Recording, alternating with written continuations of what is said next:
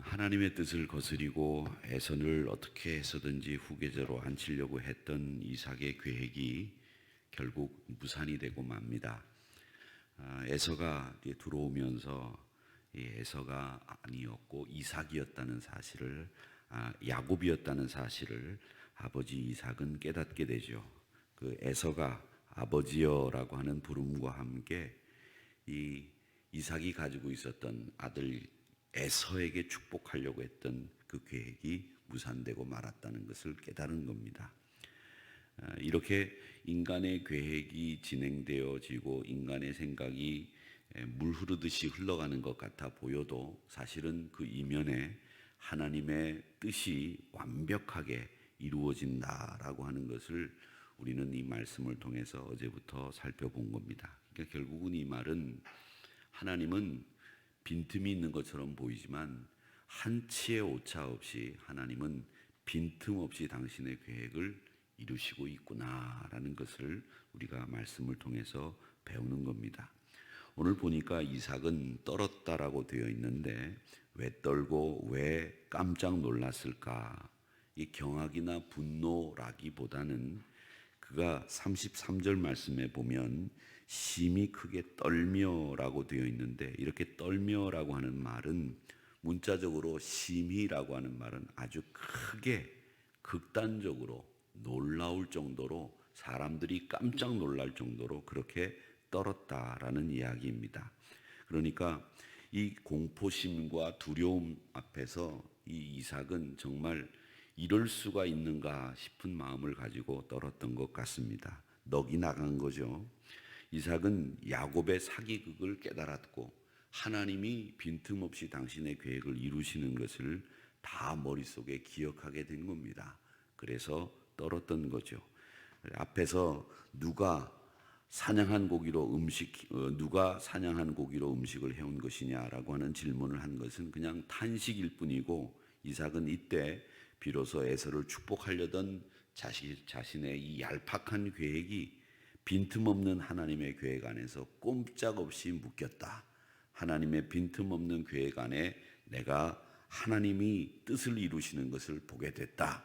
이걸 알게 된 겁니다. 그러니까 우리는 인간은 하나님의 계획 안에 묶여 있는 사람들인데, 그 하나님의 계획 안에 묶여 있는 우리들이 내 생각이 이루어질 것을 바라고 하나님의 계획은 안중에 없다가 그 하나님의 계획이 턱 이루어지는 것을 보면서 이삭처럼 오늘 놀라게 되는 일들이 있는 거죠. 그렇기 때문에 아버지 하나님 앞에서 항상 내가 어떤 생각을 가지고 있느냐 하면 37절 말씀에 보면 이런 말씀이 있습니다. 37절 말씀에 보면 내가 내 아들아 내가 네게 무엇을 할 수 있으랴, 이 말입니다. 저는 이 말이 사도 바울이 한 말하고 똑같다고 생각을 합니다. 사도 바울이 내가 나 된 것은 내가 아니라 하나님이 나를 이렇게 만드셨다, 이런 고백과 똑같은 말이 바로 내가 무엇을 네게 할 수 있으랴, 이런 말과 같은 맥락의 말이라고 생각을 하는데, 우리 믿음의 사람들이 가지고 있어야 될 생각이 바로 그겁니다. 하나님, 제가 할 수 있는 것 아무것도 없습니다. 제가 할 수 있는 것은 하나님 기도할 수 있는 일, 하나님을 의지하는 일밖에 없습니다. 하나님 도와주시고 이루어 주시옵소서, 이렇게 말하는 믿음의 자세가 우리에게 필요하다는 것을 깨닫게 됩니다. 이 이삭이 진즉 이것을 깨달았다고 한다면 자신의 계획을 꺾고 자신의 야심을 꺾고 하나님의 뜻에 순종하는 모습을 보였을 텐데, 이제서야 이삭은 내가 너한테 해줄 수 있게 아무것도 없다, 이렇게 이야기를 하고 있다라고 하는 것을 우리는 말씀을 통해서 배웁니다. 이삭은 에서에게 자신이 음식을 실컷 먹고 그에게 축복을 쏟았기 때문에 반드시 축복을 받을 것이라고 33절에서 말씀을 했습니다. 반드시 복을 받는다. 그건 뭘 얘기하느냐 하면 이제 이 복은 철회될 수 있는 복이 아니다. 하나님이 그에게 부어준 복이기 때문에 반드시 그가 복을 받는다. 철회될 수 있는 게 아니다라는 겁니다. 그러니까 이 말씀을 또 야곱이 하나님에게 축복을 많이 받을 것이다 라고 하는 얘기도 되지만, 하나님 편에서 보면 하나님의 축복은 반드시 있다는 거예요. 여러분, 하나님이 부어주시는 그 복은 영적인 복일 수도 있고 우리 눈에 보이지 않는 복일 수도 있는데 그 복은 반드시 이루어지게 돼 있다는 겁니다. 여러분, 하나님은 진짜 만홀히 여김을 받는 분이 아니에요. 하나님은 경홀히 우리가 생각할 수 있는 그런 분이 아니다라는 것을 우리가 보게 됩니다. 뭘 심은데 거기에 꼭 열매가 맺혀져 있는 것이 하나님의 섭리이기 때문에 반드시 복을 받게 돼 있는 것이 오늘 이 말씀대로 되는 하나님의 뜻이다라는 것을 알게 됩니다. 자, 거기서 에서는 어땠을까요? 에서는 더 충격을 받았습니다. 자기가 받을 복을 야곱이 가로챘다. 이 충격 앞에서 34절에 보면 뭐라고 되어 있느냐면 에서가 그의 아버지의 말을 듣고 소리내어 울며 아버지에게 이르되 내 아버지여 내게 축복하소서 내게도 그리하소서 이렇게 이야기를 하는데 여기서 소리내어 울었다라고 하는 말은 그냥 소리내어서 엉엉 울었다는 말이 아니라 이 말은 비명을 질렀다는 말이 포함됩니다. 으악 이러는 거 있죠. 왜? 언제 그렇게 남자들이 울 수 있을까요? 남자들이 그렇게 여자분들도 요즘에 그렇게 안 우시죠? 예전에는 우는 것도 많이 이렇게 격하게 우시는 분들이 많았는데 요즘에는 이제 목사들이 격하게 울지 말라 그래서 그런지 이렇게 장례가 나도 격하게 우는 분들이 없어요. 예전에는 그랬잖아요. 막 이렇게 장례가 막 나가서 이제 요즘에는 이제 다 장례식장에서 장례를 치렀지만 옛날에는 집에서 다들 이게 장례를 치렀어요. 그러다 보니까 이 집에서 하다 보면 별일이 다 있어요. 근데 예수 안 믿는 분들은 관을 밀고 이렇게 메고 나가다가 문 앞에 나가다가 바가지를 팍 깨고 이렇게 나가잖아요. 그래서 그거 하지 마시라고, 시골에서 목회할 때 그거 하지 말라고, 목사가 장례를 주관하는데 그 바가지를 왜 깨고 나가느냐고. 그런데도 바가지를, 권사님들 아시죠? 옛날에 나갈 땐 다 바가지 깨고 나갔다고. 그러니까 깨지 말라고 그렇게 얘기하는데도 기어이 갖다 놓고 들고 가다가 탁 놓고 콱 깨고 나가요. 그게 예수 안 믿는 사람들이 하는 일이죠. 그런데 그렇게 나가게 되면 꼭 우시는 분이 있다는 거죠. 우는 분이 있는데 다 가족들이 예수 믿어. 근데 거기서 예수 안 믿는 그 돌아가신 분의 여동생 이런 분들이 꼭 거기 와가지고 하관하는 자리에 와가지고 뒹굴면서 오빠 생전 전화도 1년 내내 안 하다가 그래가지고 하관 내려갈 때 그때쯤 되면 오빠 그러면서 막 뒹굴고 막 나도 같이 가 그럼 같이 넣어드릴까 이렇게 얘기하고 싶은 마음이 여기까지 올라오는데 나도 같이 가 막 이러면서 막 뒹굴면서 울면 기가 막히죠. 하관 예배 드려야 되는데 그런 분들 이제 말리느라고 그렇게 할 때 보면 그분들이 그렇게 이제 우세요. 근데 그렇게 그런 분들이 이제 우시는 분들이 막 소리를 내고 막 뒹굴고 그러는 분들이 계셨는데 요즘엔 이제 그런 분들도 안 계신 것 같아. 사람들도 가족들도 이제 단촐해지고 장례식장에 손님들도 별로 없고 이런 경우들이 많죠. 우리 교회 다니시는 분들이나 이제 뭐 소망성가대도 오고 또 가족들처럼 생각하는 우리 성도들이 참여하니까 이제 어느 정도 이제 괜찮지만 이제 정말 이 장례식장이 더 단촐해질 것 같다라는 생각이 드는 그런 이제 우리 예식 문화도 단촐해질 것 같다는 생각이 듭니다. 왜냐하면 식구들이 올 사람들이 별로 없으니까. 가끔 이제 가족들 중에서 자녀들이 많은 분들 보면 다복하다라는 말이 생각이 날 때가 있는데 그때 우는 소리가 있었는데 그런 소리입니다. 지금 에서가 낸 소리가 그냥 엉엉 우는 소리가 아니라 소리를 지르면서 아버지 이럴 수가 있습니까? 막 소리를 지르는 그런 내용인데 문자적으로 보면 쓰라린 부르짖음으로 울부짖었다. 격한 감정이 나왔다. 이렇게 되어 있는 것인데 에서가 왜 이렇게 통곡을 했느냐? 이건 에서가 통곡할 수밖에 없는 거예요. 하나님 나라 사명을 팥죽 한 그릇보다도 못하게 생각한 그의 가치관.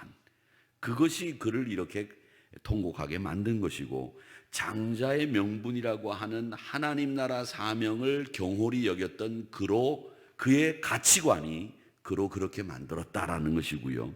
또 이런 상황에서 이 아우의 간교함 때문에 울부짖는 마음이 생겼다라는 것을 우리가 볼 수 있습니다. 그런데 여기서 이 에서는 이런 일이 벌어지게 된 데는 내가 하나님 나라의 가치관을 경홀히 여긴 것, 내가 사명에 대해서 깊이 생각하지 못한 것, 여기에 대해서 반성이 필요하고 거기에 대한 자신의 후회나 혹은 하나님 앞에 또 혹은 아버지 앞에 잘못했다라는 이런 생각 없이 아버지 앞에서 자기의 억울함만 토로하는 이런 모습이 이 에서에게는 틀린 모습이었다라는 것을 우리가 배웁니다. 에서는 야곱의 욕심을 탓할 것보다도 사실은 자신의 영적인 무관심, 이걸 탓하는 것이 우선 필요했는데 자신의 영적인 무관심에 대해서는 아무 생각 없고 그 야곱의 간교함, 욕심, 여기에만 격한 감정이 생겨서 으악 소리 질렀다라고 하는 것을 우리가 볼 수 있습니다. 자, 자신의 복의 창고를 야곱에게 모두 쏟아 부었기 때문에 이삭은 이제 에서를 위해서 빌 복이 하나도 없습니다. 이삭이 에서에게 해줄 수 있는 것은 리브가를 통해서 받은 형이 아우를 섬길 것이다 라고 하는 말밖에는 할 말이 없게 된 거예요. 실제로 에서는 나중에 후에 보면 구약 성경에서 호전적인 종족인 에돔족 속의 시조가 되는 거죠. 에돔족 속의 시조가 됩니다. 이 에돔족 속은 사실은 롯과 딸 사이에서 나온 모압과 암몬 족속보다 더 못한 족속으로 전락하고 말아요. 에돔이 모압, 암몬이 있고 에돔이 제일 밑에 이스라엘로 따지자면 여러분 보실 때 제가 서 있는 게 이스라엘이라면 모압, 암몬, 그 다음에 에돔은 저 이스라엘 발밑에 있는 조그만한 나라고 호전적인 나라로 맨날 전쟁만 하려고 하다가 남에게 깨지고 부서지는 그런 종족으로 전락하고 말거든요. 그러니까 이 말은 결국은 성경의 말씀대로 그대로 이루어지는 것인데 야곱에 대한 이삭의 축복이 이스라엘의 결국 궁극적인 운명에 속하는 이야기가 되고 말았다라고 하는 것을 우리가 볼 수 있습니다. 그러니까 이삭의 동작을 따라가다 보면 우리는 이게 다 하나님의 청사진 안에서 치밀하게 짜여진 계획으로 이루어지고 있다라는 것을 알 수 있습니다. 그러기에 사랑하는 성도 여러분 꼭 기억하시기를 바랍니다. 우리가 알아두어야 될 것, 우리에게 계획인 우리의 생각은 무엇인고 우리가 받아야 될 교훈은 무엇이어야 되느냐라고 하는 겁니다. 여러분, 왜곡된 욕망은 말이죠, 가정에 불화를 가져오고 가정에 갈등을 초래하고 그 왜곡된 욕망은 사람의 관계를 깨버립니다. 그렇기 때문에 우리는 욕망이라고 하는 걸 내가 기도 제목이라고 하는 것을 가지려고 한다면 그 기도 제목은 항상 하나님 안에서 하나님의 뜻과 그의 나라를 완성시킬 수 있는 내 기도 제목이고 내 사명인가라고 하는 것을 다시 한번 되짚어보는 과정이 꼭 필요합니다. 내 욕망과 내 소망, 나는 큰 집을 사야 되겠다, 내가 큰 사업을 해야 되겠다, 내가 큰 회사를 일구어야 되겠다. 여러분, 욕망이 아닐 수도 있고 욕망일 수도 있습니다.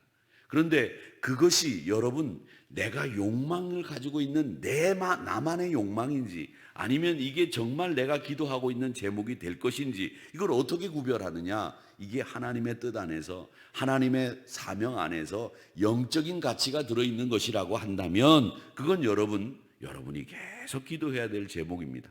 그런데 만약에 그게 왜곡된 것이고 나만을 위한 것이고 내 뜻을 위한 것이라고 한다면 하나님의 계획 안에서 그것이 이루어질 리가 없다는 겁니다. 하나님의 계획은 치밀하고 빈틈이 없기 때문에 인간의 실수나 인간의 과오나 인간의 잘못을 통해서라도 하나님은 기어이 하나님의 뜻을 이루는 분이시기 때문에 우리 인간이 아무리 발버둥 쳐도 안 된다는 겁니다.